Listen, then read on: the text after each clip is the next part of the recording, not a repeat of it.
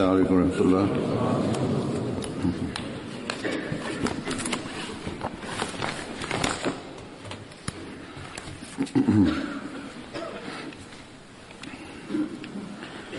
أشهد أن لا إله إلا الله وحده لا شريك له وأشهد أن محمدا عبده ورسوله أما بعد فأعوذ بالله من الشيطان الرجيم بسم الله الرحمن الرحيم الحمد لله رب العالمين الرحمن الرحيم مالك يوم الدين إياك نعبد وإياك نستعين اهدنا الصراط المستقيم صراط الذين أنعمت عليهم غير المغضوب عليهم ولا الضالين.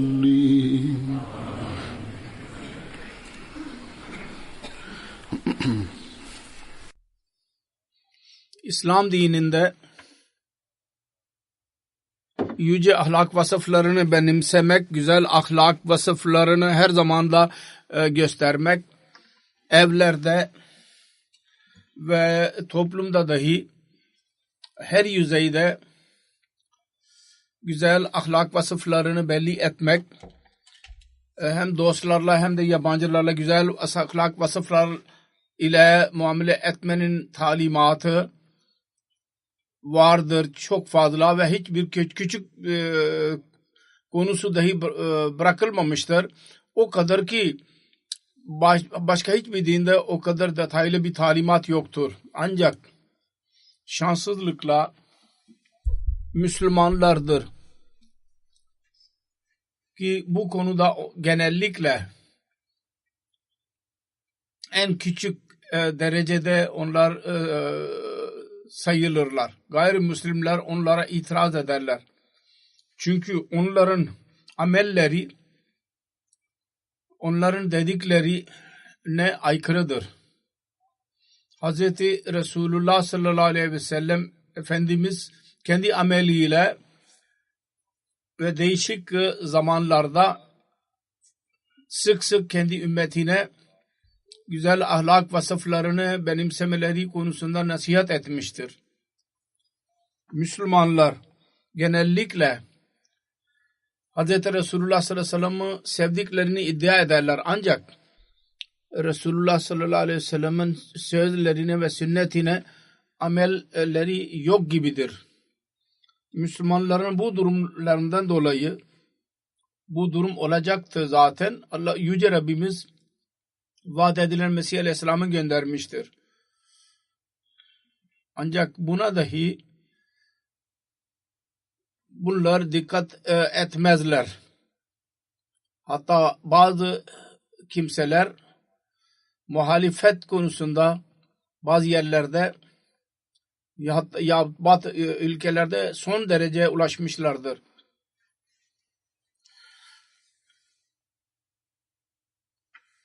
Ve en küçük ahlak vasfından ayrılarak, hatta ahlak vasfından daha küçük bir yere ulaşarak çok çirkin bir dil kullanırlar Mesih Muhammed Aleyhisselatü Vesselam aleyhinde ve kendisine inananlar aleyhinde.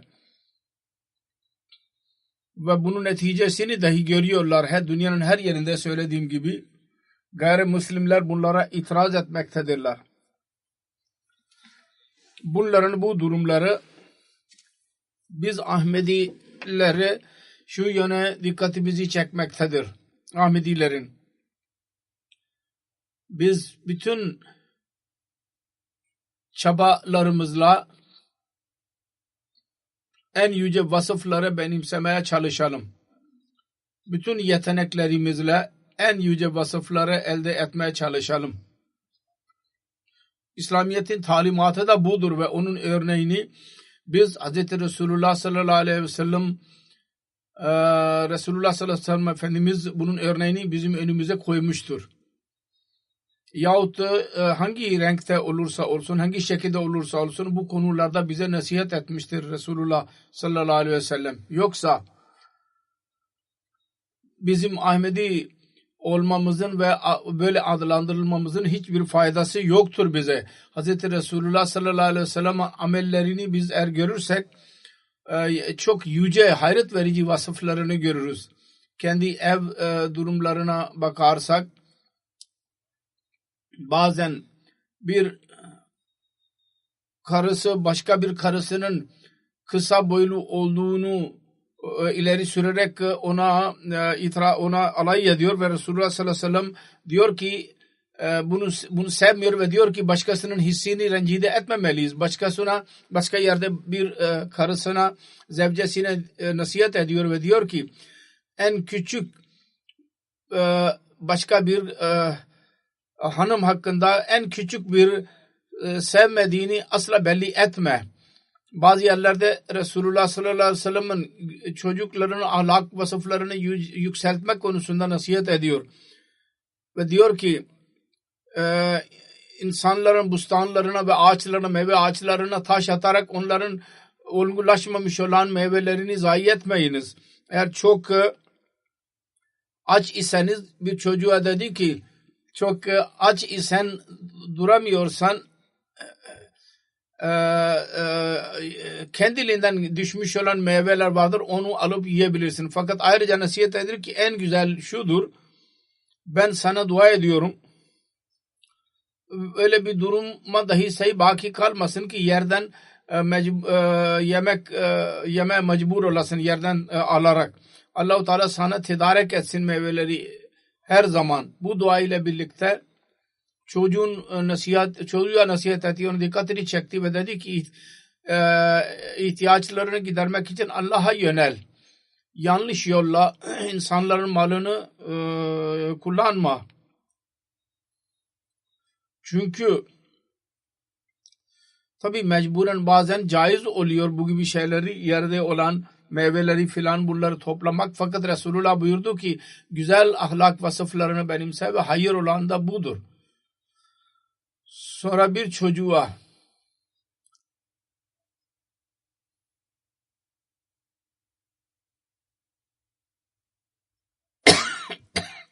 hızlı bir şekilde yiyordu ve elini dolaştırıyordu tabağa sağa ve sola. Ona buyurdu ki önce besmele oku, sonra sağ elinle oku ve önünden oku. İşte çocukların terbiyesini dahi bu şekilde yapmalıyız ki güzel vasıfları onların benimsesinler, güzel vasıflarını. Sonra kötülük yalan bir kötülüktür ve doğruluk bir güzel ahlak vasfıdır. Çocukluğundan beri bunları çocukların kalplerine yerleştirme konusunda nasihat etti Resulullah sallallahu aleyhi ve sellem Efendimiz. Bir sahabi kendi çocukluk olayından bahsediyor. Bir defa Hz. Resulullah sallallahu aleyhi ve sellem diyor ki bizim evimize teşrif buyurdu. Ben çocukluğumdan beri dolayı kendisi evdeyken ben oynamak için dışarı çıkmak istiyordum. Annem bu bereket verici durumdan beni uzaklaştırmamak için bana dedi ki buraya gel, ben sana bir şey vereceğim, yiyecek vereceğim. Hz. Resulullah sallallahu aleyhi ve sellem bunun üzerine buyurdu. Sen ona bir şey vermek istiyor muydun gerçekten? Annem dedi ki evet, ben ona bir hurma vereceğim. Hz. Resulullah sallallahu aleyhi ve sellem bunun üzerine buyurdu. Eğer senin bu iraden böyle olmasaydı ve yalı çocuğu çağırmak için böyle söyleseydin, o zaman sen yalancı olurdun. Yalancılık günahına girerdin. Şimdi bu çocukta dahi bu küçük yaşta doğruluğunun önemini ve yalanından nefret belli oldu ve hayatı boyunca bunu hatırında tuttu ve beyan etti. Ondan sonra bunun önemi böyleydi diyor benim kalbimde. Ravi diyor. Bir seferinde bir adamın birisine Resulullah buyurdu. Dedi ki eğer bütün kötülükleri terk edemiyorsan yalan söylemeyi terk etme. En azından bir kötülüğü terk et. Şimdi biz görüyoruz. Bugün Müslümanların karakterleri şöyledir. Bu incelikle yalandan kurtulun ve doğruluğu benimseyin buyurdu Resulullah. Hatta biz kendimizi dahi muhasebe etmeliyiz. Acaba biz böyle bu ahlak vasıflarımız böyle midir? Bir rivayet vardır. Resulullah sallallahu aleyhi ve sellem büyük günah hakkında anlatırken, beyan ederken şöyle buyurdu ve dedi ki büyük günah budur. Günah-ı kebire Allah'a şirk koşmak, anne babaya isyan etmek, itaat etmemek. Sonra ravi diyor ki uzanıyordu, yaslanıyordu ve ondan sonra oturdu, kalktı ve oturdu ve dedi ki yalan ve yalan şehadet etmek. İyi dinleyiniz. Sonra tekrar dedi ki yalan ve yalancı şehadet. Sık sık aynısını söyledi. Ravi diyor ki bunu söylemeye devam etti. Ve biz istedik ki keşke Resulullah sallallahu aleyhi ve sellem şimdi sessiz olsun. Sonra bu şekilde dahi biz Resulullah sallallahu aleyhi ve sellem'in ahlak vasıflarını görüyoruz. Tahammül ve sabır nasıldı Resulullah'ın zatında ve nasıl nasihat ederdi. Bir bedevi caminin avlusunda küçük bozmaya başladı. İnsanlar ona koştular ve dediler ki bırakın onu. Nerede sidik döktüyse orada su dökün. Sonra dedik insanların kolaylığı için yaratılmıştınız. Onların darlığı için yaratılmamışsınız. Bunun üzerine bedevi ebedi olarak Hazreti Resulullah sallallahu aleyhi ve sellem'in şefkatinden bahsederdi. Bugünlerde Müslüman hükümetler dahi, ulemalar dahi, taifeler dahi dünyada en fazla darlık yaratma konusunda ilerlemişlerdir. Kolaylık yaratan değil, ne küçük şeylerde ne de büyük şeylerde. Bir seferinde Hazreti Resulullah sallallahu aleyhi ve sellem şöyle buyurdu. Eğer siz bunu öğrenmek isterseniz kötülük mü yapıyorsunuz yahut iyilik mi yapıyorsunuz? O zaman komşunuza bakın. Ve o sizin hakkınızda onun düşüncesi nedir? Ona bakın. Sonra yöneticilere dedi ki sizin güzel ahlak vasıflarınız o zaman belli olacak ne zaman ki kavmin uşakları olasınız ve bütün yeteneklerinizle onlara hizmet edeceksiniz. O zaman belli olacak. Bu üstün vasıfları nerede görülür? Bizim kavmimizde ve yöneticilerde. Onun için bizim cemaat yöneticileri dahi buna dikkat etmelidirler. Sonra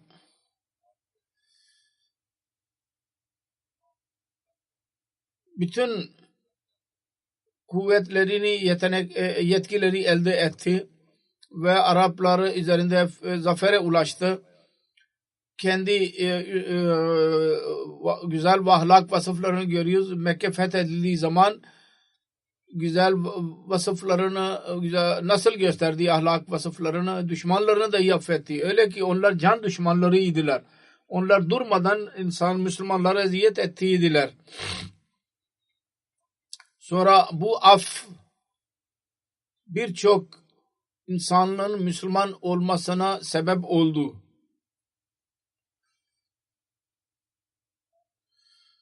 Hazreti Resulullah sallallahu aleyhi ve sellem'in en yüce ahlak vasıflarından bahsederek vaat edilen Mesih aleyhisselam bir yerde şöyle buyurmuştur. Allah Celle Şanuhu bizim Peygamberimiz sallallahu aleyhi ve sellem'e muhatap olarak diyor ki inneka la ala hulukin azim. Sen çok büyük bir ahlak vasfı üzerindesin.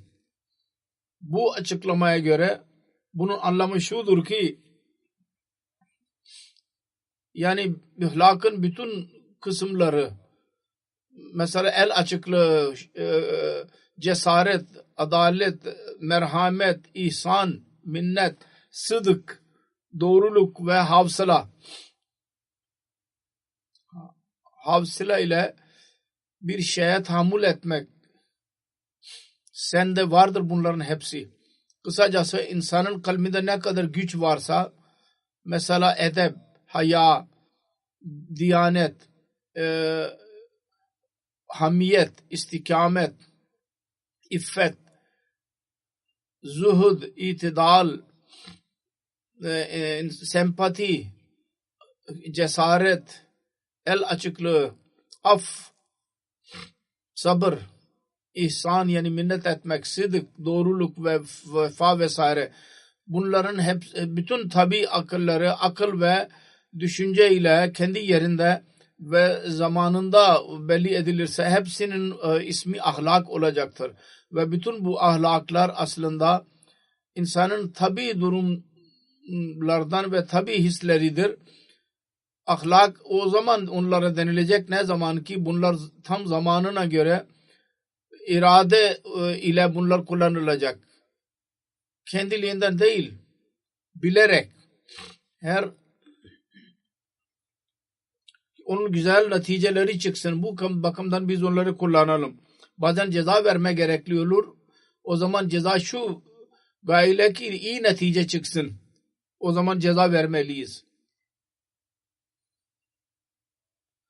Kendisi Resulullah sallallahu aleyhi ve sellem Mesih Maud aleyhissalatu vesselam güzel ahlak vasıfları gösterme konusunda onların değişik vasıflarını beyan ederek buyurdu ki en güzel ahlak vasıfları iki durumda belli olur. Birisi ibtilalarda ve darlıkta. Bela zamanında ve darlık anında ve mükafat ve el açıklığı zamanında dahi belli olur. İbtila ve darlıkta sabır Allah-u Teala'nın rızasını elde etmeye çalışsın insan. En güzel ahlak vasıf budur. Ve mükafat ve hükümette kibar olsun. İnsaf, adaletten yana olsun. Bunu yapan en güzel ahlak vasıflarına sahiptir. Bu her iki durum bizim Peygamberimiz sallallahu aleyhi ve sellemin zatında açık bir şekilde belli oldu. Daha önce de söylediğim gibi nasıl Mekke fethi zamanında kendi düşmanlarını, can düşmanlarını affetti Resulullah. Mesih Maud aleyhisselam diyor ki insanın ahlak vasıfları daima iki şekilde belli olur. Ya ibtila şeklinde yahut da mükafat şeklinde. Eğer bir yön olursa ve öteki olmazsa o zaman ahlak vasfı belli olmaz. Çünkü Allah-u Teala Hazreti Resulullah sallallahu aleyhi ve sellem'in ahlaklarını tamamlayacaktı. Onun için bir kısmı Mekki'dir ve bir kısmı Medeni'dir ömrünün. Mekke'de düşmanlarını izah etmesi üzerine sabretti ve onlar aşırı derecede şiddetle davranıyorlardı. Fakat yine de hilim ve sabır gösterdi.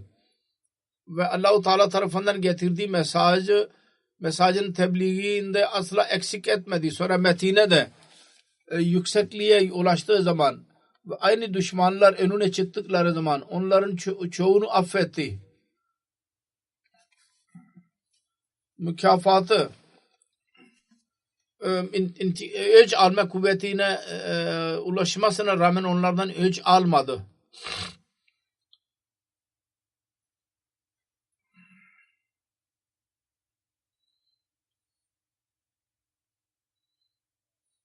Sonra Hz. Resulullah sallallahu aleyhi ve sellem'in ahlak vasıflarından bahsederek şöyle diyor Mesih Maud aleyhisselam bunları dikkatli bir şekilde dinlemeliyiz. İnsanların çoğunu ben gördüm ve dikkatli bir şekilde mutala ettim.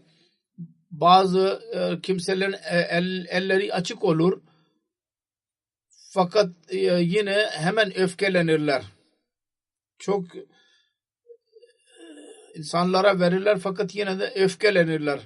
En küçük şeyde hemen öfke kapılırlar. Birisine verirler ve ondan sonra da minnet başına kakarlar. Bazı kimseler düşüktürler fakat cimridirler.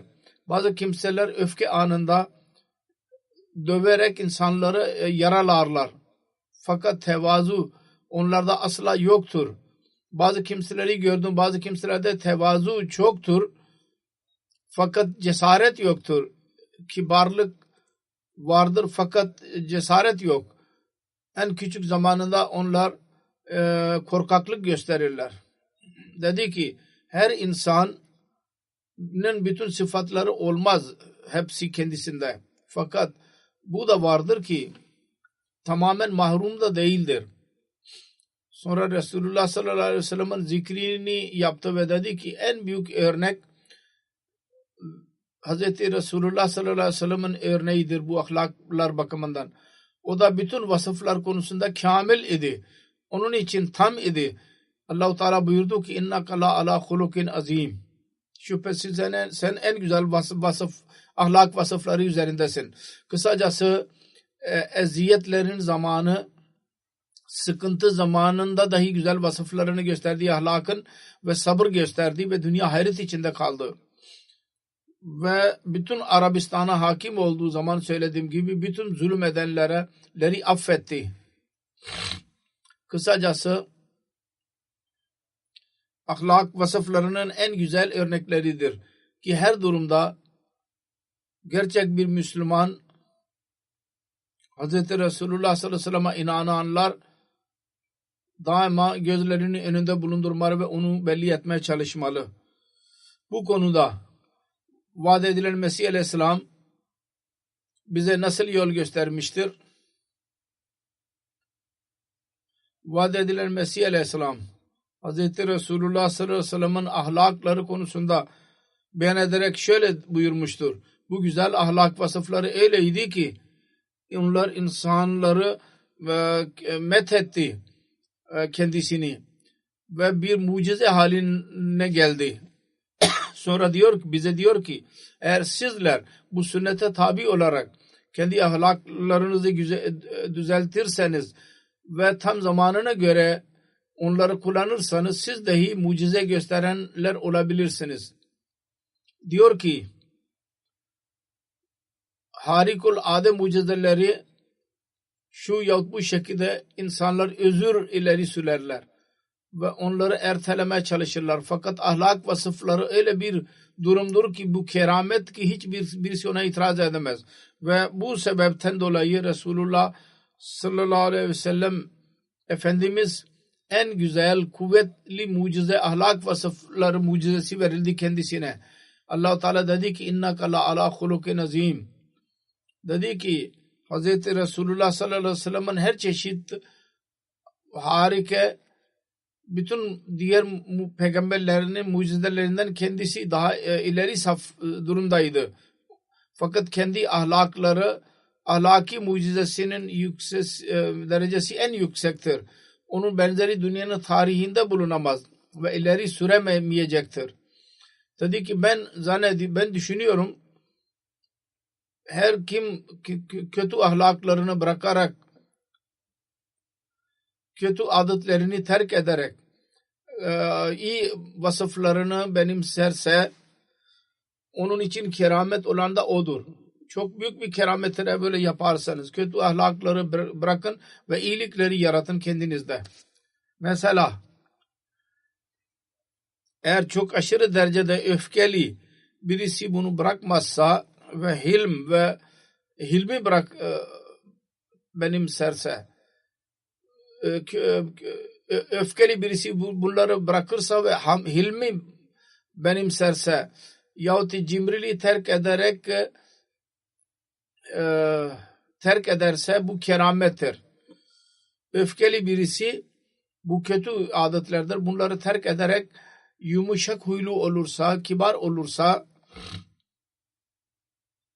yahut cimriliği terk ederek el açıklığına benimserse, kendi elini haset yerine sempati gösterirse, böyle bir değişiklik yaparsanız bu bir keramettir.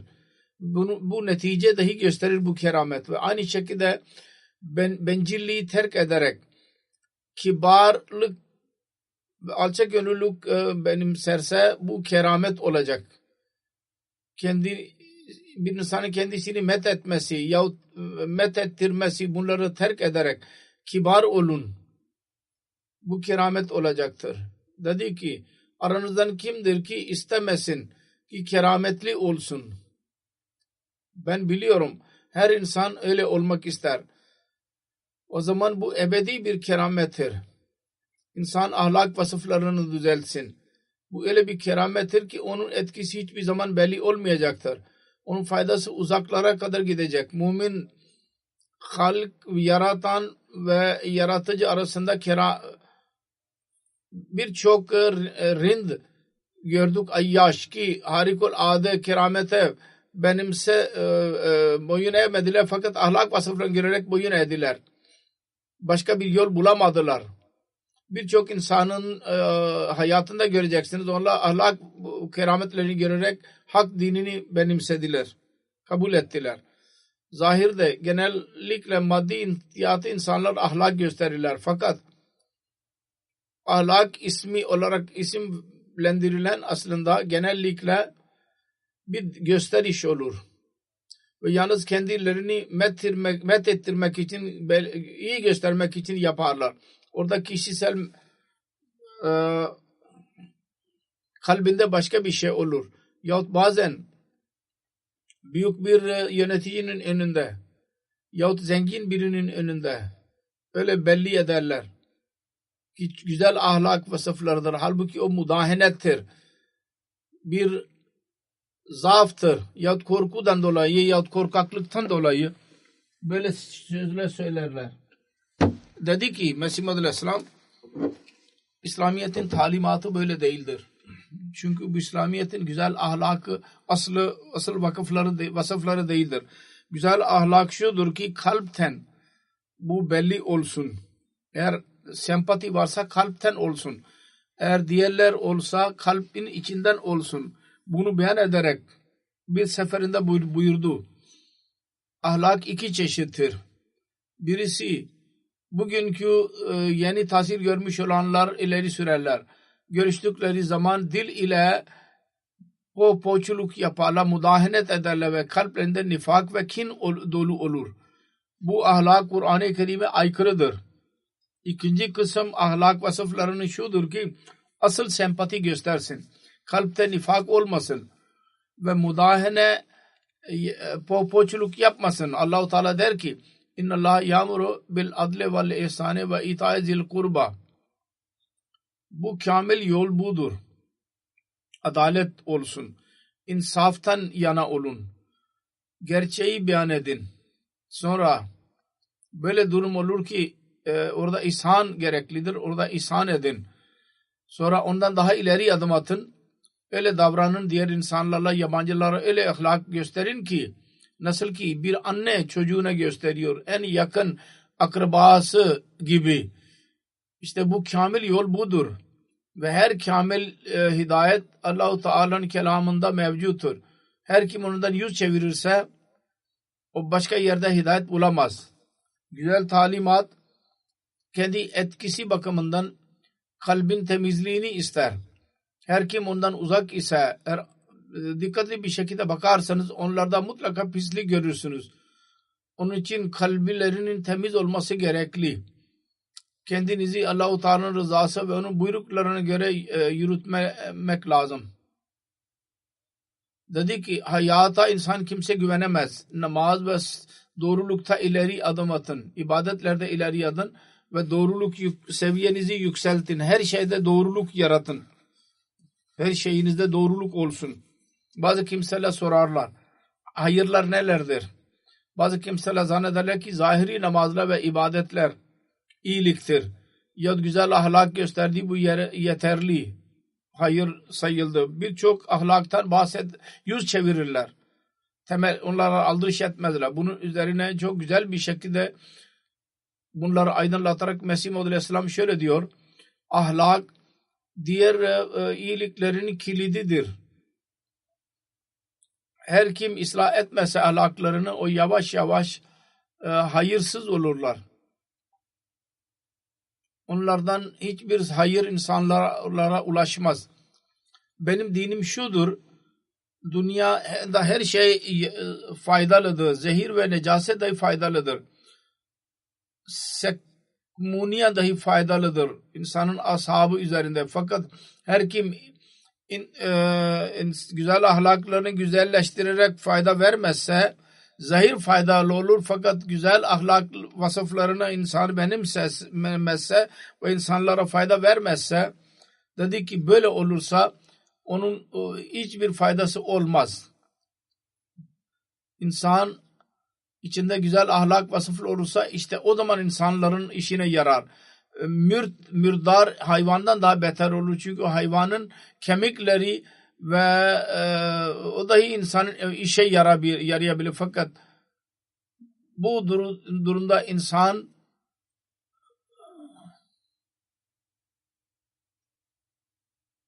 çok düşük bir şey oluveriyor. Onun için hatırınızda olsun, ahlaklarınızı düzeltmek pek gereklidir. Çünkü hayırların annesi ahlak vasıflarıdır. Ahlak olurlarsa o zaman diğer iyilikleri yapma fırsatı elinize geçecek. Günlük muamelelerde ahlaklar nasıl belli olur? Mesih Maud Aleyhisselam diyor ki bazı kimselerin alışkanlığı olur. Sahili dilenci görünce onlar öfkelenirler. Bir dilenci olursa, bir muhtaç birisi gelirse onu görerek hemen öfkelenirler. Ve bir mollalık vasfı varsa ona bir şey vereceklerine ona meseleleri anlatmaya başlarlar.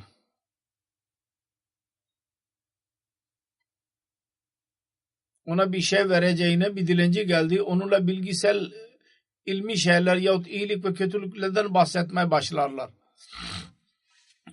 Ve bunun üzerine mollalık korkusunu yaratarak bazen onu öfkelenirler. Maalesef onların akılları yoktur ve düşünceleri yoktur. İyi bir tabiye sahibi olan insana bunlar nasip olur. Eğer dilenci kötü, yersiz olarak dileniyorsa günah işliyordur. Sağlığına rağmen onun günahı onun başınadır. Sizin elinizde bir şey varsa ona verin. Ona vermek konusunda günah işlemezsiniz. Hadis-i şerifte lo ataka rakibun kelimeleri vardır. İster dilenci binek üzerinde dahi gelirse mutlaka ona bir şeyler vermeliyiz. Kur'an-ı Kerim'de وَاَمَّ السَّائِلَ فَلَا تَنْهَرْ buyurmuştur Yüce Rabbimiz. Dilenciyi asla azarlamayınız. Burada açıklama yoktur ki şöyle olursa onu azarlayın ve şöyle dilenci olursa onu azarlamayın. Dilenciyi azarlamayın buyurulmuştur. Çünkü ondan da kötü bir ahlak vasfı belli olacak. Ahlak şunu ister ki dilenciye hemen öfkelenmeyelim. Bu şeytanın isteğidir. Bu yolla sizi hayırdan mahrum etmek ister ve kötülükten yana olmanızı ister şeytan. Sonra diyor ki düşünün, bir iyilik yapmakla ikinci iyilik nasip olur insana. Aynı şekilde bir kötülük ikinci kötülüğe sebep olur. Bir şey başka bir şey cezbettiği gibi aynı şekilde Allah-u Teala her işte bu cezbetme konusunu aynı şekilde yapmıştır.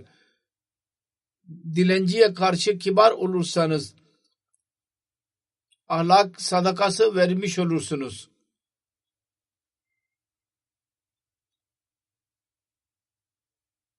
O zaman ikinci hayırı dahi yapacaktır. Kalbinde bir darlık varsa o da ortadan kalkacak ve diğer hayırları yapabilecek ve ona bir şeyler verecek. Sonra bizim toplumumuzda genellikle anne babalar hakkında soru sorulur. Anne babalar Ahmedi değillerse yahut muhalefet ediyorlarsa nasıl onlara hürmet gösterdi Resulullah, yani hürmet gösterdi Mesih Maud Aleyhisselam. Aynı şekilde Şeyh Abdurrahman Kadiyani babası hakkında sordu ve Mesih Maud Aleyhisselam ona nasihat etti. Onun hakkında dua et. Her mümkün olduğu kadar anne babanın kalbini kırmamalı. Güzel örnek göstererek İslamiyet'in doğruluğunu benimsesinler. Onlar Müslüman değildiler. Onlara iyi örnek göster ki İslamiyet'in doğruluğunu benimsesinler. Ahlak örneği o kadar bir keramettir ki başka mucize ona eşit olamazlar. Gerçek İslamiyet'in seviyesi budur ki bundan insan güzel ahlak vasıflarına sahip olur. Ve o Allah-u Teala belki de sizin için onun kalbinde İslamiyet'in sevgisini koyacak. İslam anne babanın hizmet etmekten mani etmez. Dünya maddi işlerde onlara tam olarak itaat etmeliyiz. Kalpten onlara hizmet edin. Dine mani olmayan konularda. Bir seferinde dedi ki ahlaklardır ki insan ve hayvanda fark yaratırlar. Bunu beyan ederek Mesih Maud Aleyhisselam şöyle buyurdu.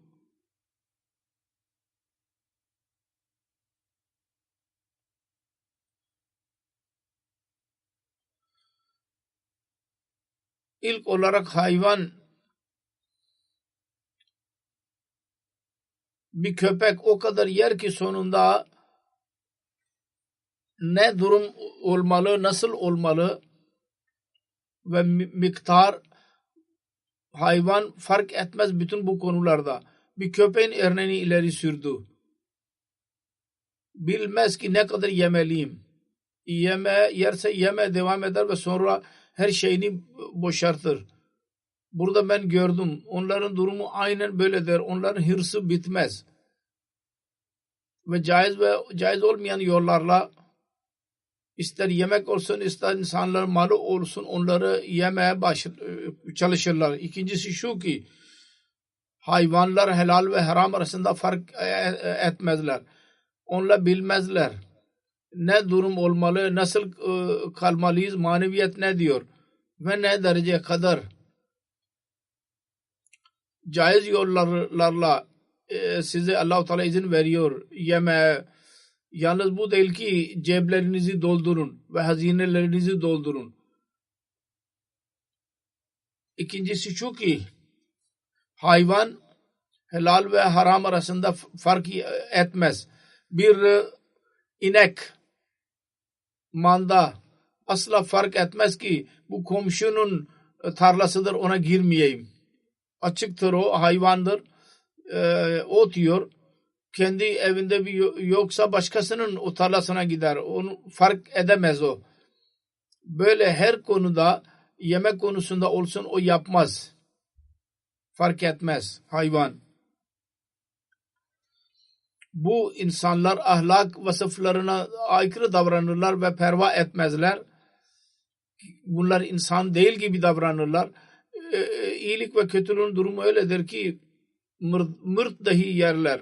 O devirde dahi insanlar yerlerdi. Diyor ki yetimlerin mallarını yemek konusunda asla çekinmezler. Tereddüt etmezler. Yetimin otu bir ineğin önüne konulursa hemen yiyecek. İneğin önüne koyarsanız ister caiz olsun ister haram olsun inek mutlaka o otu yiyecek. Aynı şekilde insanlar yetimlerin malını yerler. Caiz yahut caiz olmayan yollarla. İnsanların durumu böyledir. Anlamı budur. Annâru mesvellahum. Onların gidecekleri yer cehennemdir. Haram yollarla yedikleri zaman. Bu insanlar mutlaka cehenneme gidecekler. Hatırınızda olsun iki yön vardır. Birisi Allah-u Teala'nın yüceliği. Her kim ona aykırı olursa ahlaka da aykırıdır. Sonra şefkat ala halkillah. Sonra her kim insana aykırı olursa o da Allah-u Teala'nın hakkını vermezse ibadetini yapmazsa onun sözlerini dikkatli bir şekilde etmezlerse onun rızasını elde etmeye çalışırlarsa bunlar ahlak sahibi değil. Eğer insanların hakkını vermezlerse, caiz olmayan yollarla malları yiyorsanız, onlara zarar vermeye çalışıyorsanız ya başka yollarla kötü ahlak gösterirseniz bu da ahlaka aykırıdır. Diyor ki eyvah, çok az insanlardır. İnsanın hayatının asıl gayesi olan bu sözler üzerinde dikkat eden çok azdır. Sonra bir kibir kötülüğü vardır. İnsanları iyilikten mahrum eder. Allah-u Teala'nın öfkesini kazandırır insana. Diyor ki Sufiler derler ki insanda rezil ahlaklar çoktur. Birçok cin vardır. En çok kötü ahlakın cinleri vardır insanda. Onlar çıkmaya da başlarlarsa çıkmaya da başlarlar ve son cin kibir olur. Bu onda kalır. Ve Allah-u Teala'nın lütfuyla ve çok mücahid ile ve dualarla dışarı çıkar. Dedi ki birçok insan kendilerini kibar zannederler. Çok kibar gösterirler. Zannederler ki biz çok kibarız. Fakat onlarda dahi şu ya bu şekilde kibir olur. Onun için kibirin en derin yollarından dahi uzak durmalıyız. Bazen kimseler parayla kibir olur. Zengin diğer insanları fakir zanneder. Ve der ki kimdir benim önüme çıkabilecek olan. Bazen aileler ve aile kibri olur. Zanneder ki benim zatım, kastım çok büyüktür. Filanın kastı çok küçüktür. Bazen bilgiyle dahi kibir olur. Adamın birisi yanlış konuşur. Bu da hemen ayıbını yakalar ve der ki bir tek kelime dahi doğru söyleyemiyorsun. Kısacası birçok kibirin yönleri vardır. Ve bunların hepsi insanı hayırdan mahrum ederler. Ve insanlara fayda vermekten mani olurlar. Bütün bunlardan uzak durmalıyız. Sonra diyor ki bir insana ihlak vasfı kuvveti verilmemiştir. Fakat iyi hayırlar dahi yaptı. Eğer ahlak güzel varsa, ahlakları iyi ise, kötü ve günahdan uzak durmalıyız. Dedi ki iyilikler insana nasip olur.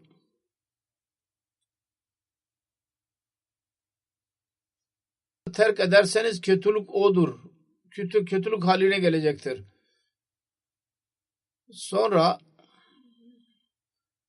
iyilik kuvveti dahi kendisinden geri alınır. Adamın birisi mesela zina işler. Bilmez ki o kadının kocası ne kadar sadme duyacak.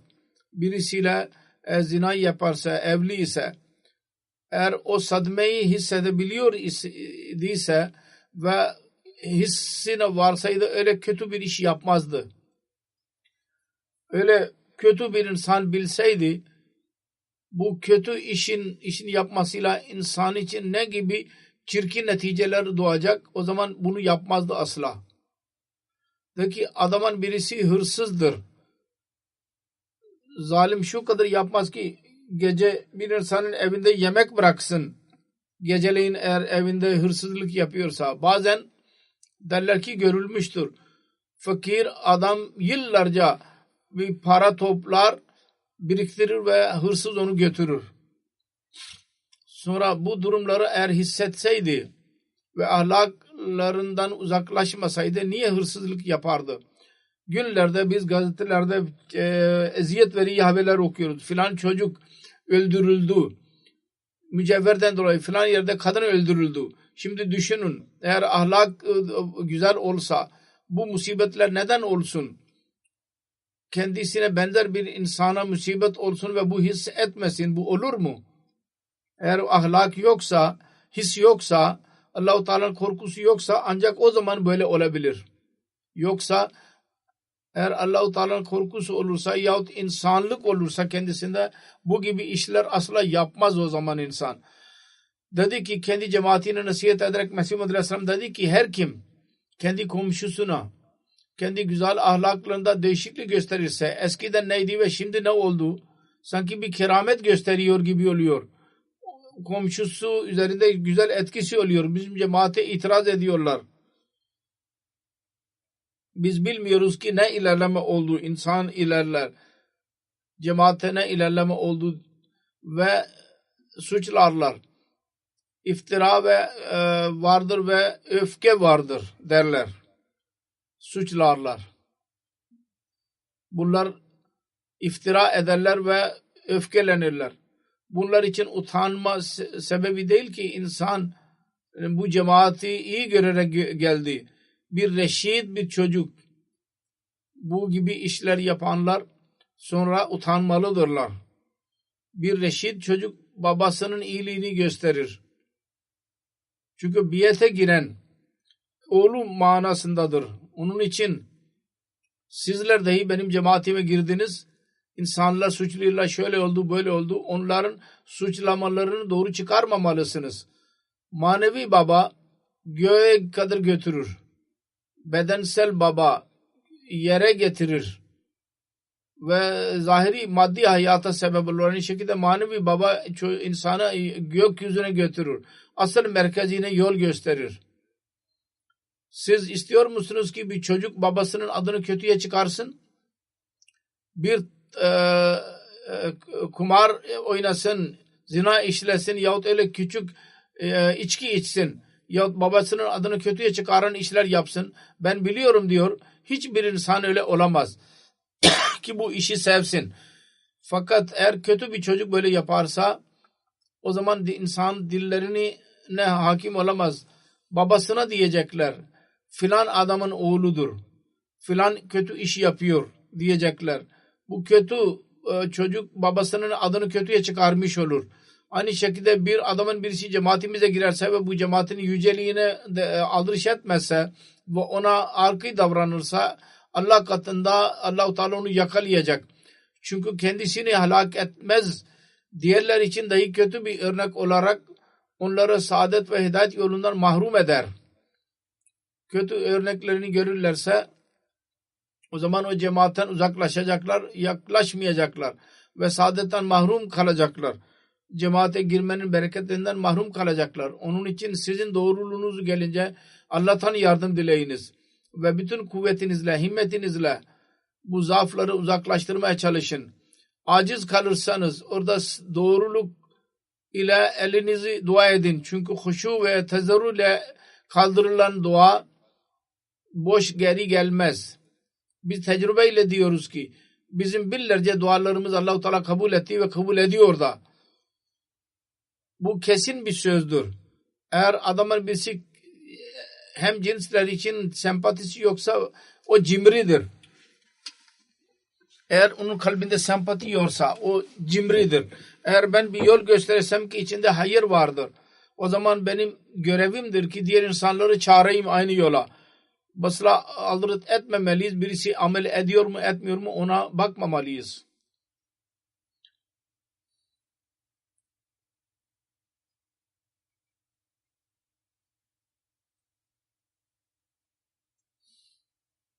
Sonra diyor ki insan mücahede etmedikçe dua etmezse kalbindeki kötülük yok olmaz. Allah-u Teala buyurmuştur. İnnallâh lâ yugayyiru mâ bi kavmin hatta yugayyiru mâ bi anfusihim. Allah-u Teala her insanın afetini, belasını uzaklaştırmaz. Kavim kendisi onu uzaklaştırmaya çalışmadıkça, himmet etmedikçe, cesaretli olmadıkça nasıl değişiklik olabilir? Allah-u Teala'nın değişme sünnetidir. Allah-u Teala dedi ki وَلَنْ تَجَدَ لَسُنَّةِ اللّٰهِ تَبْدِيلًا. Onun için bizim cemaatimiz olsun ya başka birisi olsun. Ahlakları yalnız mücahedeyle değiştirebilirler, dua ile değiştirebilirler. Yoksa mümkün değil. Allah-u Teala bize Resulullah sallallahu aleyhi ve sellem'in örneğine göre amel etmemizi, yüce ahlaklarımızı her bakımdan, her seferinde, her yerde, her durumda iyiden iyi yapmamızı onu nasip eylesin. Bizim ahlak vasıflarımız Allah-u Teala'nın rızasını elde etmek için olsun, gösteriş için olmasın. Mahlukatın gerçek sempatisi bizim kalplerimizde olsun. Takvayı yükselten olalım. Biz zamanın imamına inandık. Bizim düşüncelerimiz her zaman şu olmalı ki bizim hiçbir amelimiz İslam, Hz. Resulullah sallallahu aleyhi ve sellem ve Mesih Maud aleyhissalatü vesselamın adını kötüye çıkarmasın. İslamiyet'in güzel talimatını biz yayan olalım. ve dünya insanlarına bundan etkileyenlerden olalım. Ve bundan daha fazla şu ki biz kendi ahlak vasıflarımızı daha da yüceltmeye her zaman çaba sarf edelim ve Allah-u Teala'nın önünde eğilerek dua ederek Allah'tan bunu elde etmek için Allah'tan yardım dileyenler olalım.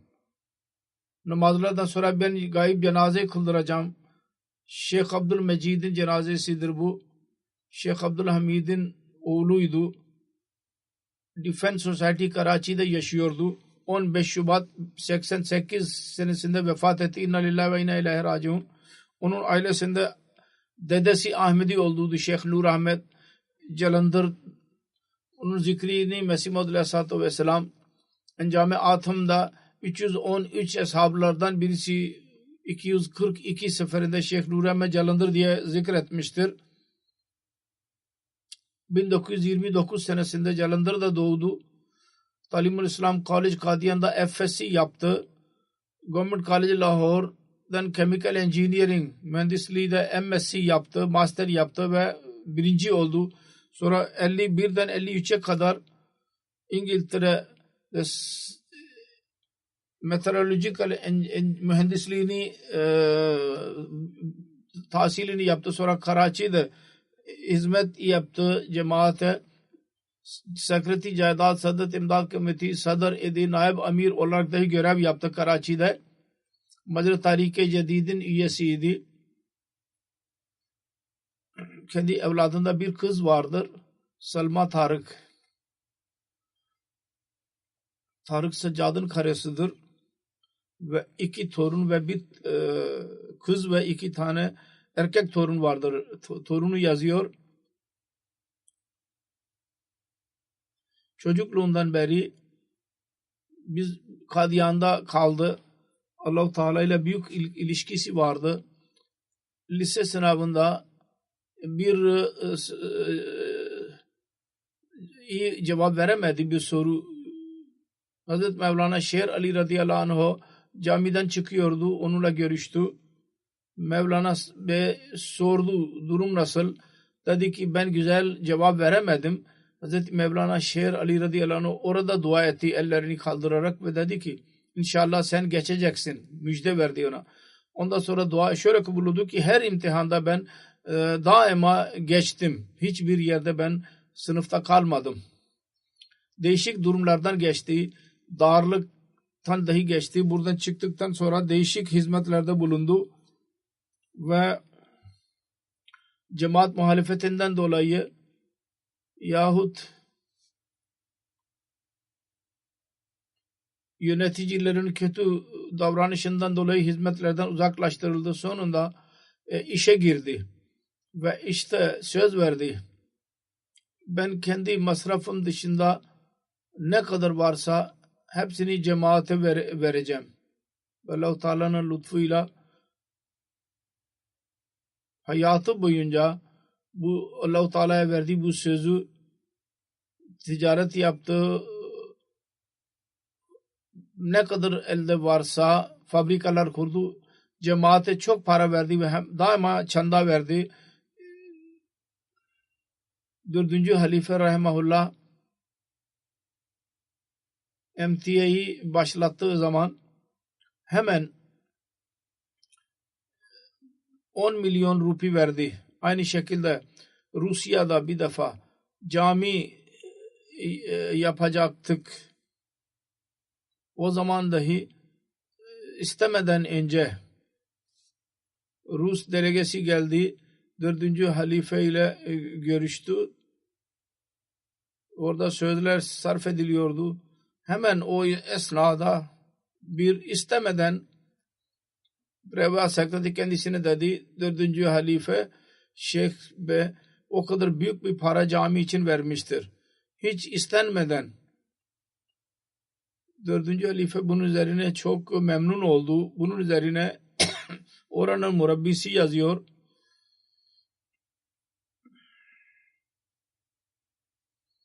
...28 Mayıs oldu 2010 senesinde... Daruzikr ve Model Town Lahore'da... ...bir gün diyor ki ben... büroya gittim. Aynı gün akşam baktım ki orada mal sekreteri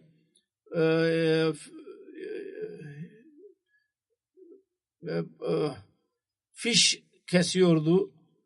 Ben yanlış mı yapıyorsun dedi. Hayır. Aksine Şeyh Bey Seyyidina Bilal fon için 10 milyon vermiştir. Aynı şekilde Kur'an-ı Kerim'in inşaatı için çok büyük masraflar verdi. Çok projeler vardı Karachi'de. Onlar için çandalar verdi. Ve çok sade bir şekilde hayatını geçirdi.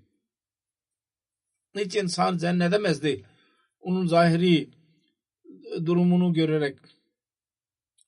2 fabrikanın sahibidir ve çok zengin birisidir. Çünkü her ne kazanırsa onun kendi masrafları için ev masraflarını çıkararak diğerinin hepsi cemaate verirdi. Ve sonunda vasiyet etti. Bu benim malik cemaatin eline gelecek bütün malı mülküm. Allah-u Teala onu merhamet eylesin ve derecelerini yükselsin. Ve onun torunlarını ve çocuklarını, kızını dahi hepsine hafıza nasip eylesin.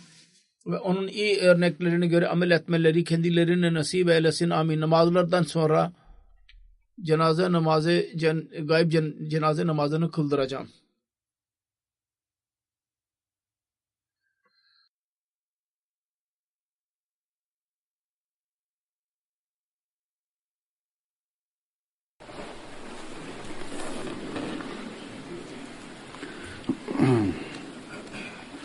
Elhamdülillah